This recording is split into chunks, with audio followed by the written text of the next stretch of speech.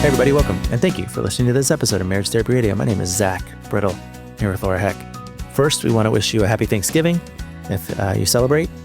This is the week of Thanksgiving, and I hope that you had a good time with you and yours, leaning into gratitude and finding things to celebrate in this world. The holiday season is upon us, and we're looking forward to sharing it with you. For now, though, we're going to talk about weddings. We had an email come in from a gal named Jill who wanted us to talk about weddings, our weddings, what weddings are like, what weddings are for. I think she was looking out for some family members who are thinking about tying the knot, maybe renewing vows. I think those are interesting ideas to think about and to ponder, which we do in this episode. This is a very cool conversation. Stick around. We've been with each other now for about an hour and 40 minutes so far. And I've been looking forward to this day for a long time because I get to hang out with you until like 12:30, 1 o'clock. I know. Yeah. How lucky am I? That's, yeah. Yeah. We're a mess. We're like we're a total mess. mess. We don't know what's happening today, but it's suffice to say we have a lot of things happening today that we are supposed to be on top of, and we haven't talked to each other in a week, so we weren't. Yeah.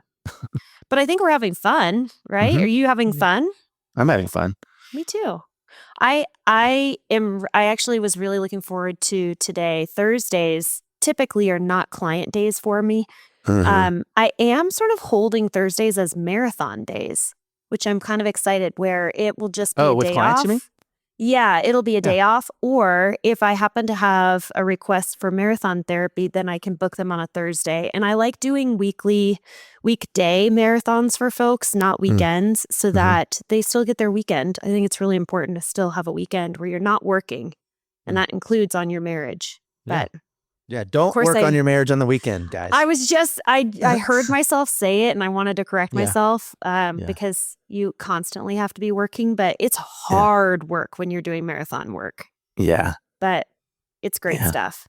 Anyway, what was I going to share with you? I was going to tell you my story about my mom, because my mom came over. Oh, your mom. Oh, honey.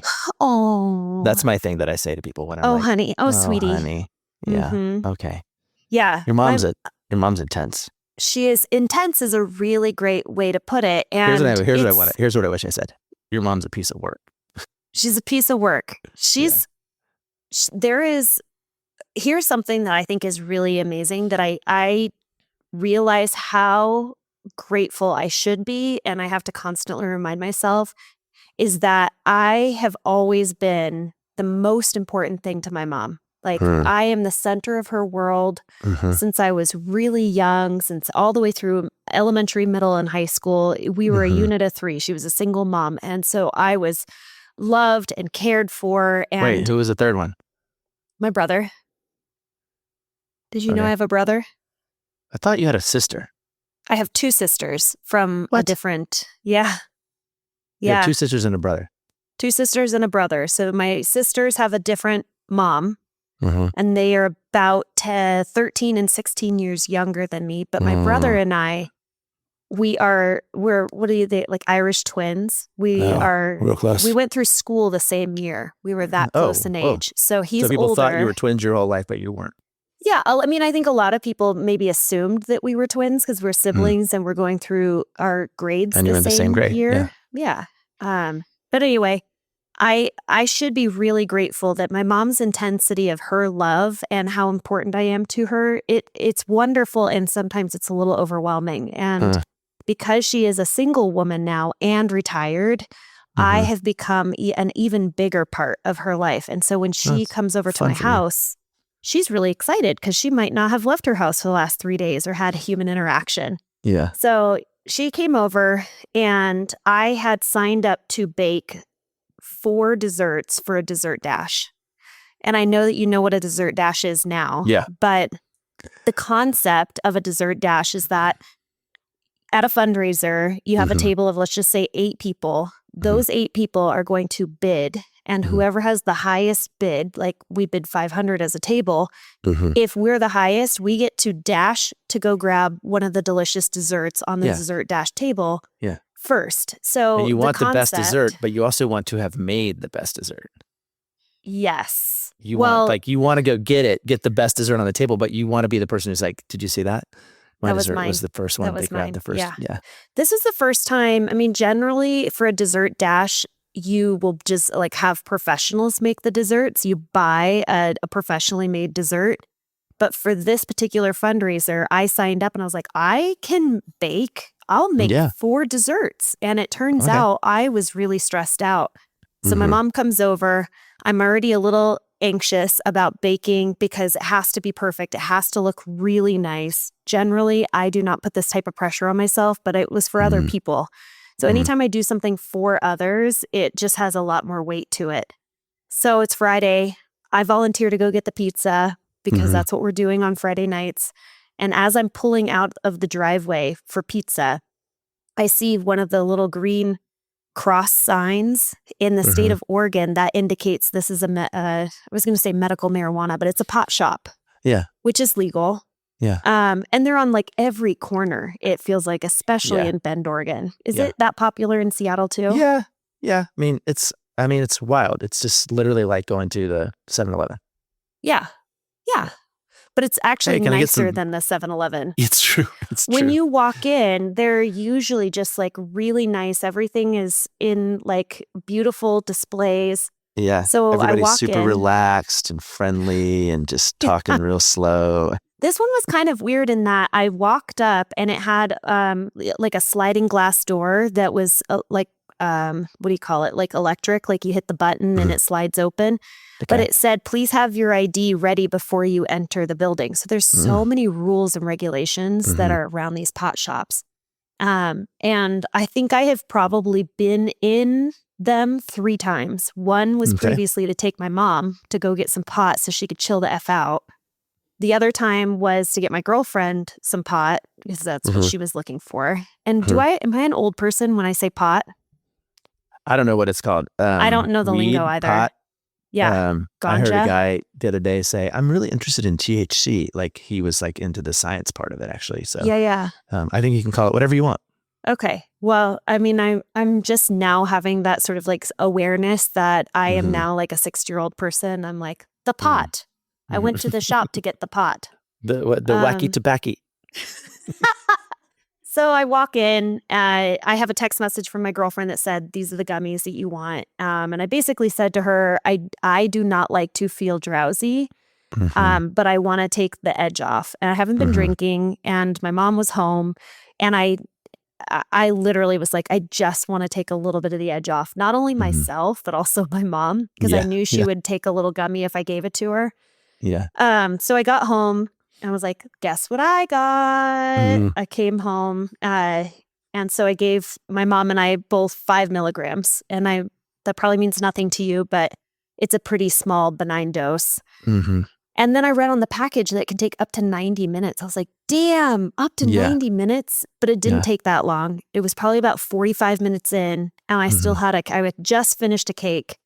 And I was getting started on the carrot cake, which was the one I was least familiar with. And all of a sudden it hit me. And I just I looked at my mom and I was like, oh shit, I don't think we're going to be able to bake anymore. You definitely can't drive home. I think we're going to have a sleepover. And it just unraveled from there where we giggled our asses off. And I mean, the carrot cake, I think, turned out okay. Yeah. But we fumbled our way through the kitchen. Did you have the fundraiser yet? Yeah, we did. So did the carrot cake turn out okay? Did people run and get it? I did not go to the fundraiser. I wasn't available, so that's why I baked. But I'll show you pictures. Like, they actually turned out pretty good. So 2 out of 3 cakes turned out. And then my mom's $1 million bars turned out, which was great. What's a $1 million bar? I'm so glad you asked, because my mom was explaining to my husband that there's this really famous thing. Hold on. I'm going to show you a picture. Oh, that's one cake that I made. Yeah. Nice. I know. Is that the bundt cake? Yes, it is. Is that Aunt Mo's bundt cake? That's amazing. Isn't that so good? So that's one bundt cake. And then this is it's frosted with cream cheese frosting, but that is a carrot cake. Whoa. I did a pretty good job, I have to say. Yeah, that one looks like a spaceship. A spaceship? A spaceship. That looks like a UFO. Okay. That's fine. I'm sure it was very yummy. It probably was. You were telling me what a $1 million bar is. $1 million bar is a layered bar. So like imagine graham cracker, and then on top of graham cracker, you can have, let's say peanut butter, and then maybe coconut, and then chocolate. And it's just a layered bar. Mhm. But my mom was convinced that it was her mother's recipe. And she was like, it's this thing called $1 million bar. Mhm. And if you Google $1 million bar, everybody and their mother has a recipe. Yeah. It's like on Friends when Phoebe was like, oh yeah, it's my aunt's secret recipe. What's your aunt's name? Nestle Toulouse.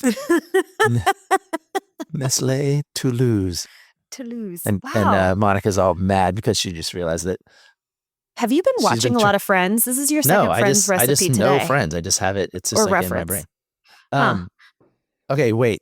So 2 things. Okay. You guys, we had a lady on. Her name was Dr. Monique Thompson, and Yeah. what was that episode? Like 197 or something like that. 2 something. I'll go find it. Yeah. But she gave us the recipe for this bundt cake, which was amazing. Laura, you made it a couple times. I have. But we had people like listen to the episode because the whole recipe is at the end, I think, and then report back that they had made it, and apparently it's to die for. So I'm glad that you made it for your people. Yeah, it is really good. It's episode 291. A couple of her like special sort of, and you can kind of look this up as a copycat recipe for nothing bundt cakes, and it's the lemon bundt cake with cream cheese frosting. But a couple of things, she has like special twists. She does. Like you want to use like lemon, what do you call that? Zest. Like lemon zest. Butter extract. That was something that I was like, what? They actually make butter extract. So the same way that you would buy like almond extract or vanilla, you can also buy butter extract. And then she also puts in white chocolate chips that helps to moisten and keep the cake itself really soft. And then my secret, it's not really a secret, but anytime I make cream cheese frosting, in lieu of vanilla extract, I use almond extract, and it just makes it taste phenomenal. Okay. All right. I'm done talking about cooking and baking now. Well, I wanted to say one other thing because your mom made this thing, the $1 million bar, which sounds amazing. I would love to eat it. They were delicious. My mom, also a piece of work. A couple of years ago, we were at home for Christmas, and she was so proud of this thing that she called 7-can soup. Gross. Which is what you think it is. It's like a can of tomatoes, a can of beans. Yep. And then she just heated it up and she served it to us.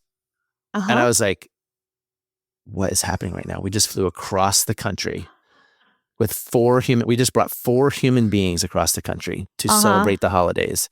And you are feeding me 7-can soup. But so much of soup is opening cans. Like when you make a big involved soup. Would you ever serve anyone 7-can soup? No. Okay. Was it delicious though? Did it taste good? It tasted like food. Okay, hold on. Like food that you eat. It tasted like food. Can I guess what the cans were? I don't even know what the cans were. I just was like, Mom, what are you making? She's like, I'm making this recipe I found called 7-can soup. I'm like, how does it work? And she's like, you open these 7 cans and you pour them in the, so. Yeah. Anyway. I'm imagining it being. Okay. Terrible? No, I'm making a soup in my head, and you guys can play this game too. But if I'm going to make a soup, I'm going to open a can of tomatoes, like stewed tomatoes. Oh my gosh. Why? Can we just be done with this conversation right now? I got to finish this because my brain needs to finish. It needs to close it out. Stewed tomatoes, a can of tomato paste. I'm going to put in a can of beans. Doesn't really matter. I'm going to have a can of corn, a can of green beans. Sounds. I literally just. What else am I? Oh, a can of broth. Hold on. I'm gonna have like a chicken broth or a beef broth. Maybe 2 cans of beans, and now I'm at 7. Yeah. What is it? Okay, I just dialed it up. Like I just dialed up 7-can soup or your slow cooker. And tell me. What does that say? So it's ranch style beans. Okay. Veg all mixed vegetables. Okay. No bean chili. Whole kernel corn. Diced tomatoes and tomatillo tomatoes. Is that what tomatillo? Is that word? Tomatillo. Okay. So it's tomatoes, beans. Oh, did I say this one already? Cheddar cheese soup. Oh, okay. This actually doesn't sound too bad because she added in the chili, the no bean chili, right? So you're getting your beef product in there. And then you have cheese. That's going to make it creamy. So actually what it sounds like is a little bit of like a queso, like a meat queso. Yeah. Well, that's the one that I found on Pinterest. So Okay. I have no confidence that the one my mom made, she found on Pinterest. I'm interested in talking about the soup though, because I don't know if you know this, but I shared some of my favorite cookbooks with our Patreon folk, and it is soup season right now. One is an entire soup magazine that is my absolute favorite. Okay, we had a listener that wrote in specifically. Of Patreon, which you guys, this is I'm loving having a Patreon community because people talk to us and we talk to you, and sometimes when I go to therapy, I have a little like Zach chat, or what do they call it? They call it therapy with Zach. No, they named it like Unpack with Zach. That's what they named it. Oh, okay, cool. So I come up, and Laura's been telling us all about her adventures with her family and stuff, and training. And then we have a couple other features. My book club is there, and then we have those secret episodes that are really cool. But we also promise that if you talk to us, we will talk back to you. So Jill sent us a question. I don't know if it's a question, but it's a thing. It was a topic that she wanted us to talk about. I want you to talk about something. So I was like, you got it, Jill. She says, long story short. Go for it. Long story short. She said, long story short, my cousin and her husband got married 2.5 years ago, but never had a wedding. She thinks it would be fun to have a simple backyard wedding with just a family, and her husband is less enthusiastic about the idea. I think in part because of, hold on, I'll leave that part out. Yeah.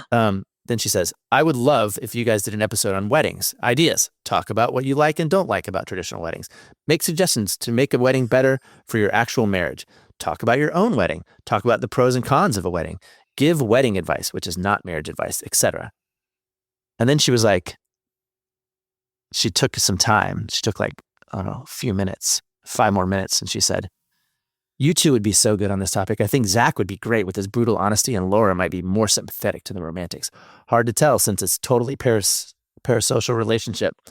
But please consider this, she says. And then a few minutes later, she says, oh, and maybe better vow ideas instead of I'll love you forever.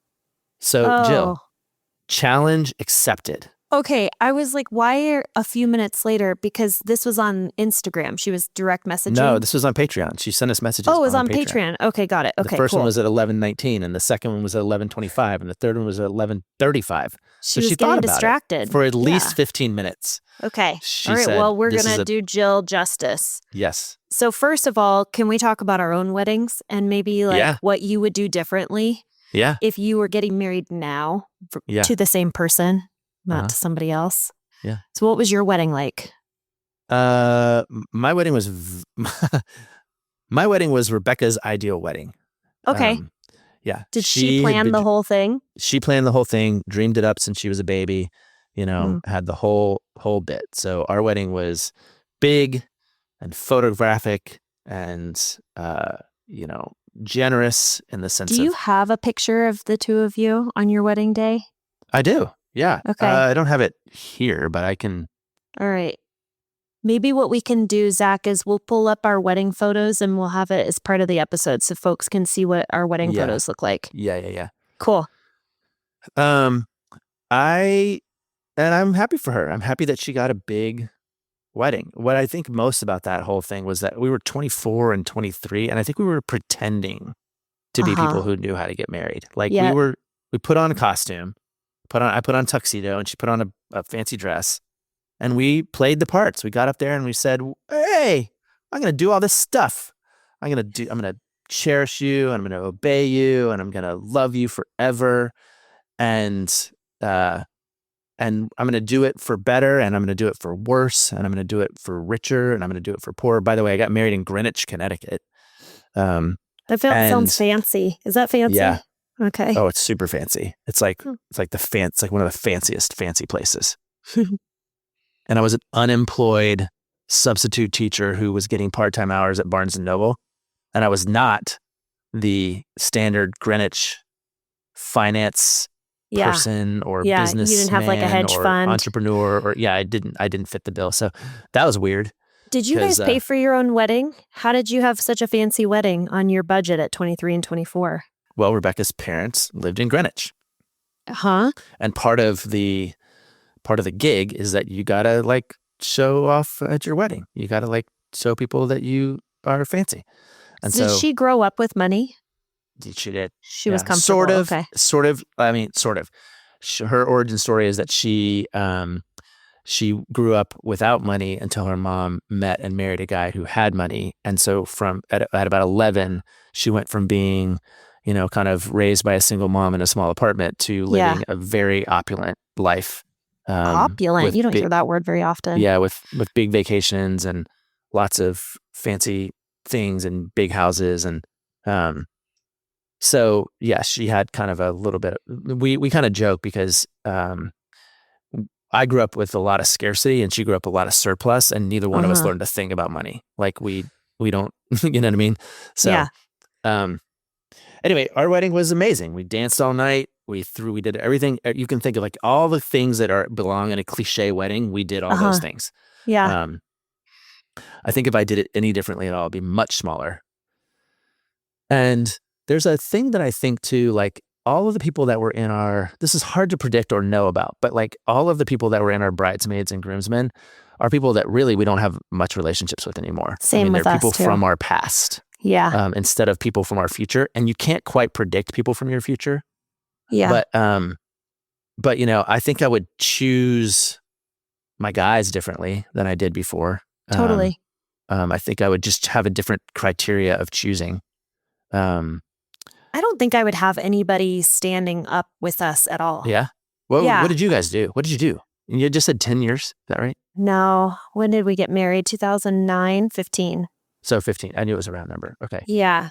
So we just celebrated 15. And I knew it was in August. I knew it was in the first week of August. It's August 1st. You're nice. Nailing it. Yeah.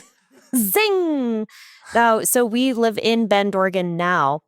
We moved here 6 years ago, but we got married in Bend. And that's because that's coincidentally? Well, his parents lived here. Right. And sort of the same thing in that, and I know this about Judy now, but I didn't know this about Judy then. Judy Heck, by the way, is my mother-in-law, and you can say what you're going to say. And I'm one of her favorite people. Yeah. So I think she had offered to pay for it. So basically they live in Broken Top. Broken Top is a golf club, and they live in the Gates. And there's a clubhouse there, and they do weddings. And she said, I can get you a really good deal. We can work with the clubhouse. And I remember her saying, we can do the entire reception for $10,000. And I don't know if that sounds like a lot to you. I don't know if that sounds like a little amount to you. It didn't mean anything to me at the time because one, I wasn't paying for it. And I had no understanding of, is that a lot or is that little, whatever. So she, for the most part, she basically just said, we're going to do it here, and I'll negotiate the price, and we will pay the bill. And it was amazing. Same thing. We all dressed up like monkeys. I was in a beautiful dress. I bought it like at one of those trade shows. I know that women go through this whole process where they'll tailor the dresses and they have to fit just right, and they're really expensive. And I went to a trade show for the Gottman Institute. I was working at a wedding show, and I was one of the vendors there, and they had a booth where you were trying on wedding dresses, and I was there with my best friend. And so I tried on a wedding dress and literally just bought it off the rack. And I think it was $300. Nice. Which you can't even, at this point, for nice like evening gowns, you can't even buy a $300 evening gown. Yeah. So I was cheap at the time. I was 25 when I got married. I had a job, which was nice, at the Gottman Institute, but we didn't have much money. Yeah. And it was very much so. You do all the things that you normally do at a wedding. It was an outdoor ceremony and then an indoor country club situation. It was lovely. It was a sit down, beautiful dinner. But there wasn't anything really of like significant, I would say, like real value or like meaningful symbolism really Yeah. present at the wedding. Yeah. And I think it should be a tradition for people to get remarried like at the 20-year mark. Just do it differently. Well, what I was going to say is we renewed our vows at 10 years. Really? Yeah. Huh. Yeah, we renewed our vows at 10 years. We had a formal vow renewal ceremony, very, very, very small. And the people in that photograph are still in my life. Like, Yeah. Jason, who edits our podcast, was at our Yeah. 10-year vow renewal. So like our 10-year renewal situation was amazing for a couple of reasons. One is we did have another 10 years under our belt. So we're in our mid 30s at this point. We had a baby. Abby was alive. And we had friendships that were going to be part of our future, right? So again, we're still in friendships with a lot of the people that were in that photograph from that 10-year reunion. The other thing is that we had a major event. When I talk about being happily married 25 out of 28 years, I can't remember what it is anymore, but one of those years was like around year 8, where we had a major disruption and didn't know whether our marriage was going to survive. We had a miscarriage by that point. We had I had acted out in some ways. Turns out I'm an alcoholic, so that probably was part of the equation. Probably. And we had done a very, very good job with repair. Like we had, like in the middle of that disruption where we had kind of faced the brink, we got into therapy together. She was in therapy once a week. I was in therapy once a week. I mean, we took out a home equity loan to pay for therapy. So when we got to our vow renewal, we were like, we knew what we were talking about. When I said for better and for worse, like we knew what that was. Yeah.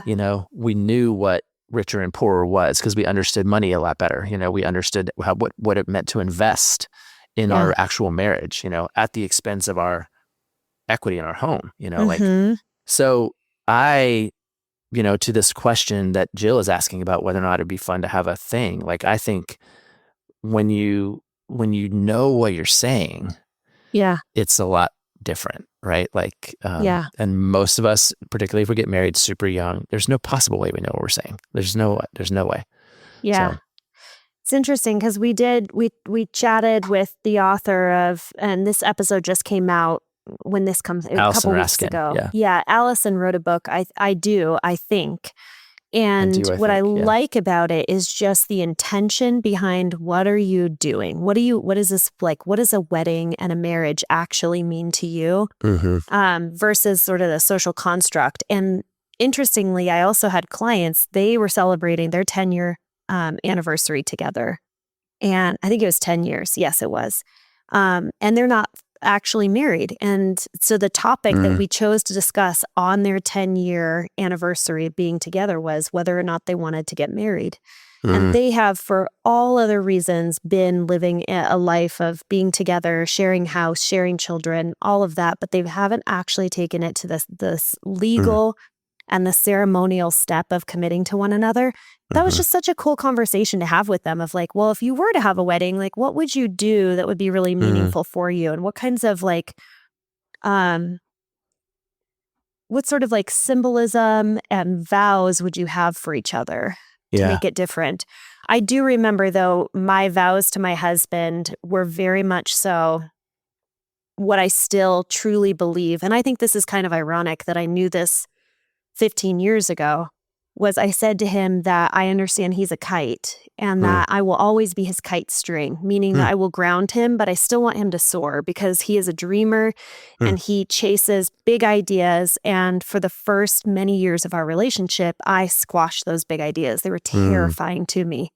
And so his dreaming out loud was really threatening to my sense of security. And so part of my vows to my husband was vowing that I would never hold him down, but that I would ground him, if that makes sense. Like I don't want to keep him from soaring, but I do want to ground him. Yeah. And I also thanked him for always being my biggest cheerleader. And that continues to be true to this day. So there is some awareness that I had marrying at 25, 15 years ago, but I think our ceremony would be vastly different than how it was back then. I think it would be, yeah, that's intriguing. I think what's cool about what you're describing is that you did have some awareness about what you were saying. I think I'm Yeah. certain that we said the vows that we found in some traditional Right. book or something, you know? So Uh-huh. to say something that you really mean because you thought about it. So maybe this is to Jill's question about like, what would be a better vow than I'll love you forever? Mm-hmm. I think it's to figure out like, what is it that you're actually committing to, you know? And I love a good metaphor. So this kite and string thing is amazing. Mm-hmm. My mom got remarried in her 50s, and she and her husband, their vow was not till death do us part. It was for 35 years. And then all bets are off. So, you know, Cool. they sort of said, we're going to do this till we're 85, and then we're going to reevaluate Yeah. the term. But the reality is, you know, marriages go through phases. And I think, you know, you need to honor and appreciate what you can't in advance. You know, again, sort of, you can't really predict the future, who your future friends are going to be or what your future situation is going to be, what better and worse are going to be. But there's something about saying, hey, I understand that this is the role I'm taking on for this season. Uh-huh. And then if I were giving anybody advice, I would say, I mean, I say this to premarrieds all the time who want premarital counseling. I'm like, you don't want premarital counseling. You want relationship therapy. And some of that will come before your wedding and some of that will come after your wedding. And Mm-hmm. the more important part of it will be after your wedding. If you're just doing it to check off the box of premarital counseling, it's actually worthless. Like, part of what premarital counseling ought to do is help you decide whether or not to get married. But if Really? you're getting married, then it doesn't matter what therapy you do in what order. Like, you just have to do it as you come to the challenges of growing up together. A little bit of what I like about the idea of premarital therapy is less about the therapy together and more about I'm kind of going through my own process of cleaning up all of the baggage that it might be hanging out that I could potentially bring in to a relationship. So when I think about premarital counseling, I'm thinking about you doing your own individual work to be Okay. able to be ready Yeah. in order to be in a union with another person. Yeah. But and I was also thinking too of like one of the benefits of premarital counseling, if I'm going to just push back on this idea of you need it more on like in the process, like while you're actually married is when you need that therapy, is more just preparing each other and like leveling the expectations a little bit. Because if you're headed into a marriage and each of you have these sort of expectations and like norms that you're carrying with you, your relationship's never going to hit the mark and you might always be disappointed. But if you're able to kind of give them sound, I would say like research and expectations, then maybe they're both on the same page going into the relationship and maybe there's less conflict to occur if you're just sort of leveling and normalizing the experience of what it's like to be married. Yeah. Yeah. What's another question from Jill? She had some others because we talked a little bit about our own weddings. She asked about what we like and don't like about traditional weddings. Make suggestions to make a wedding better for your actual marriage. And then give wedding advice. Maybe I have a little bit here, which is I think we make sense out of life through the stories that we tell. And so part of what I would, if I were directing someone that I love to have like about their wedding, I would say something like, make sure you get a good story out of it.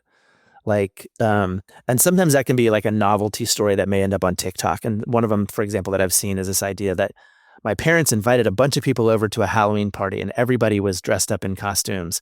And then they came dressed up as a husband and a wife and turned out it was secretly their wedding. That's you know, fun. and so there was like a really great story about it. Yeah. I think people spend a lot of time trying to plan the perfect wedding. Everything's got to go just right. And the centerpieces need to look like this. And we need to have this negotiated first dance order in order to make sure we send the right signal. And the reality is that nobody is going to remember your wedding. Not a single person. Wrong. Yep.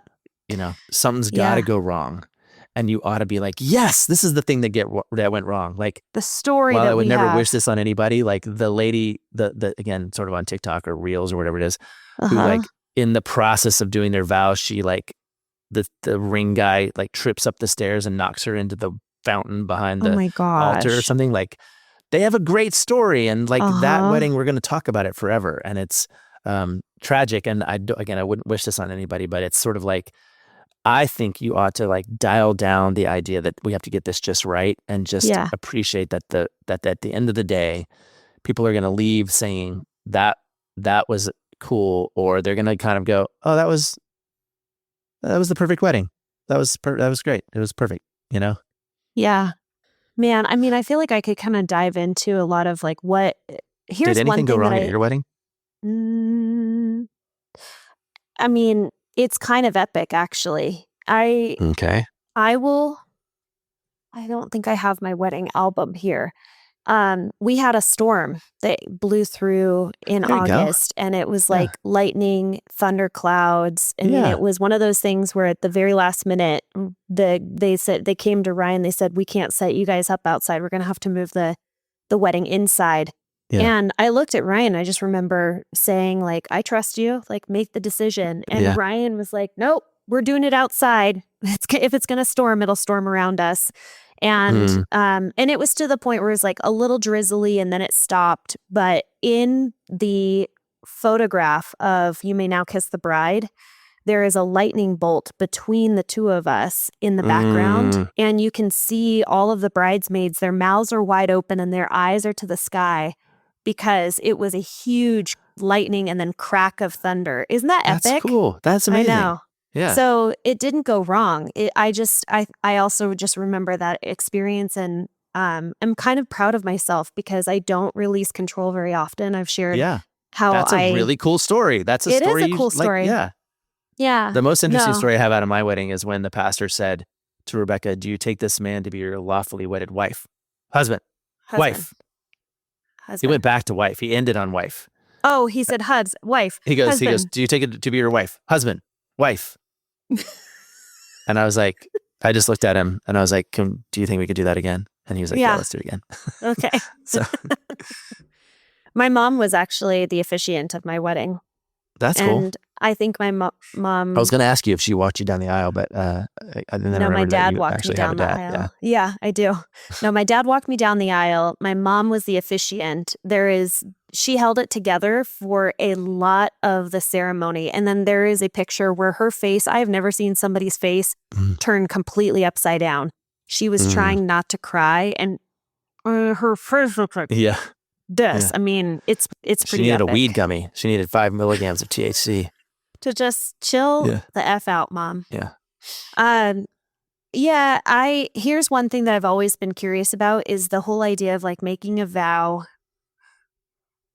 For the idea of a wedding seems like such a private vow to each other that it kind of weirds me out just a scotch when you are vowing to one another and they're vows that somebody else wrote and they're vows that you are announcing to everybody else.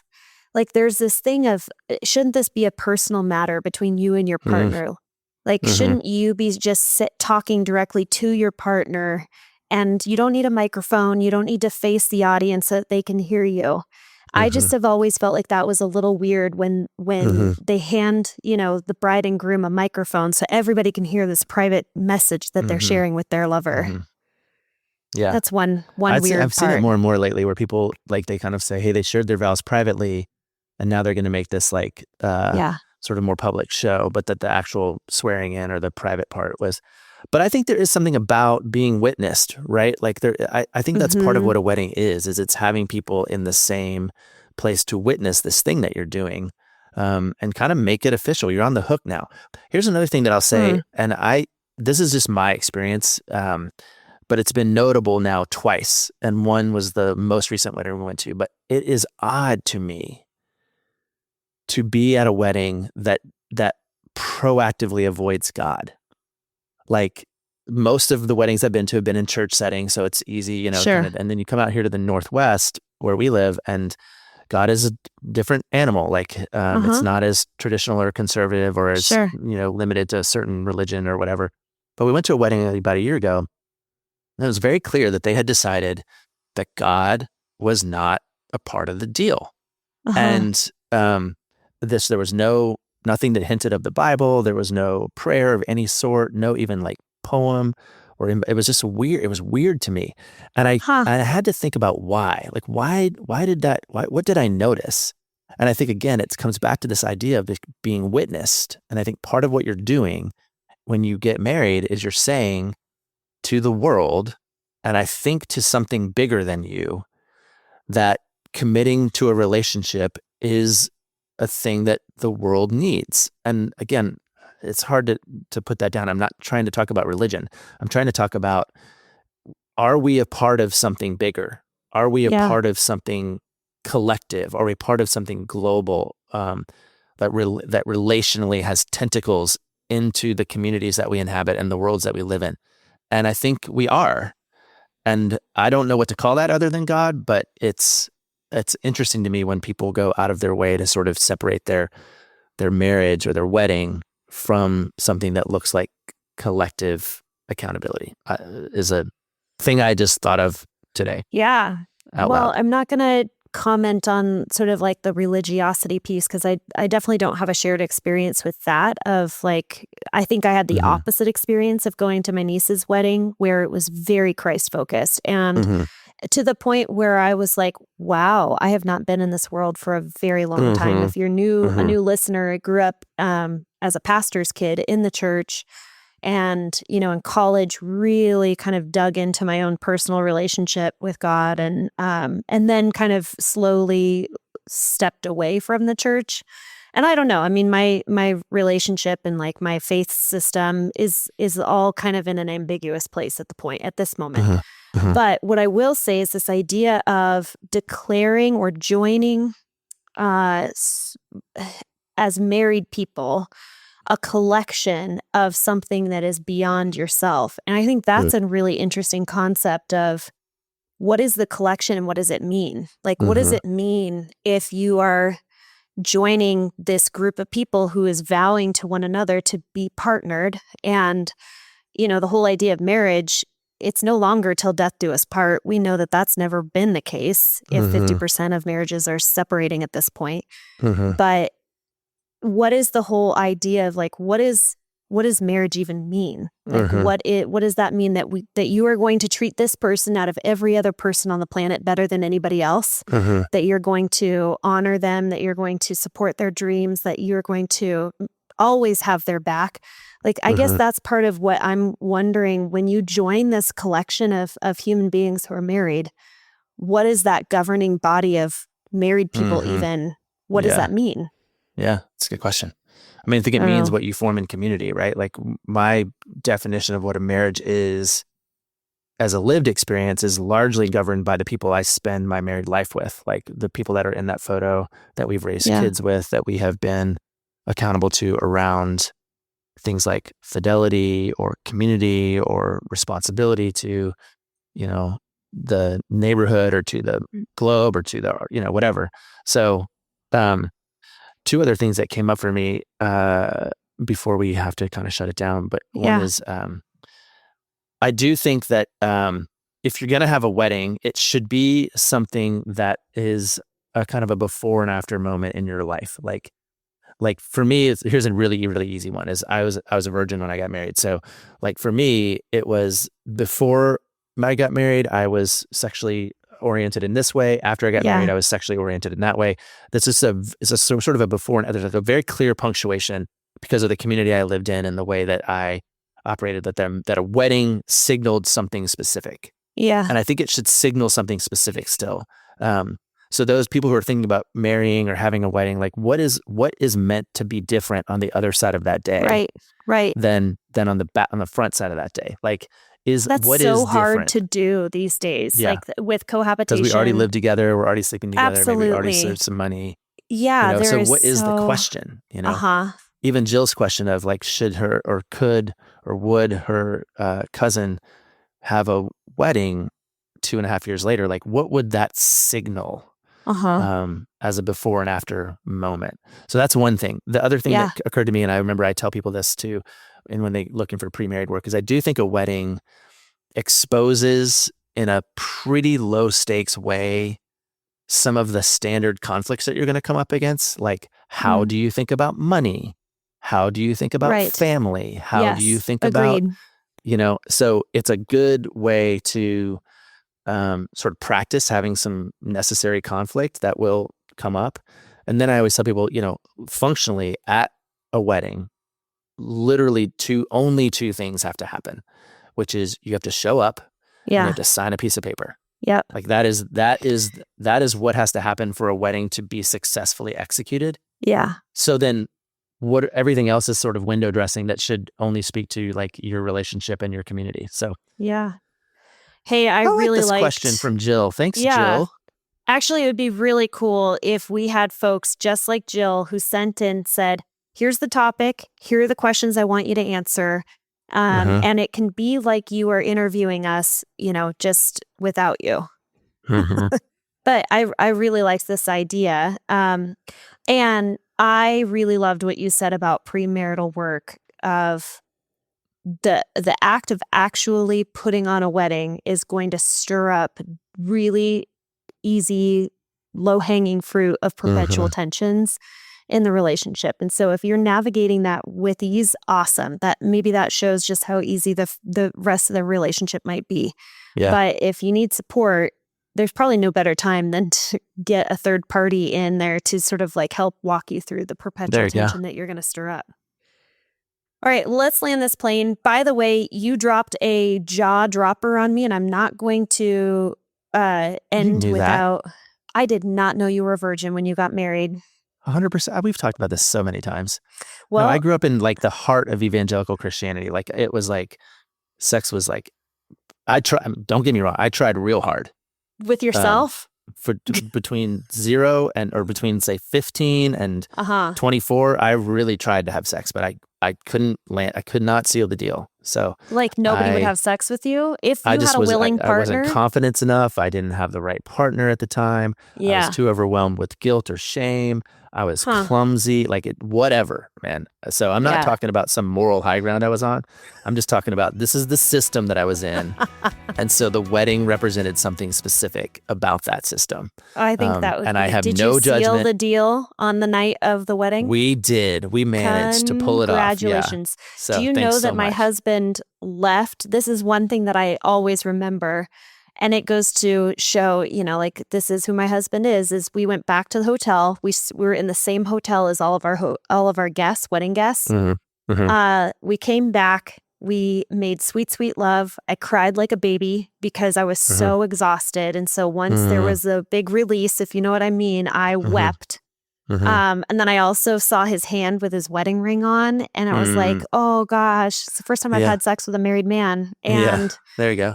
And then he said, okay, now I would like to go play with my friends. And he left the hotel room and he went to go to the swimming pool where they got into a lot of trouble and broke some things in the hotel swimming pool. And I slept and I was fine. I gave him permission. Yeah. I was like, I'm exhausted. Good night. Yeah. All right, we're landing. Adios. See ya. Thanks so much for listening to this episode of Marriage Therapy Radio. Thank you to our Patreon listener, Jill. If you too would like to submit your questions and become a Patreon subscriber, you can do that on our website, marriagetherapyradio.com. There's a tab that says Patreon. You can join for as little or as much as you like. That supports us in keeping the lights on, paying our favorite producer, Jason, behind the scenes. We don't pay ourselves. We are just trying to keep the lights on. Thanks for all of your time and attention, making your relationship better today than it was yesterday.